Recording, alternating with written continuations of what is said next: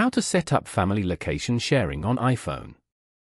To get started, first of all go ahead and open up the Settings application on your phone. Inside the Settings menu, go to your Apple account, which displays your name. This takes you to the Apple account screen where you can manage your Apple ID and iCloud.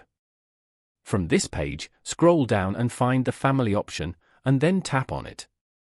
If this is your first time, you'll be prompted to set up family sharing by tapping Continue. After a quick setup, go back and tap on the Family section again from the main settings screen. Here, you can view your family members and manage shared settings.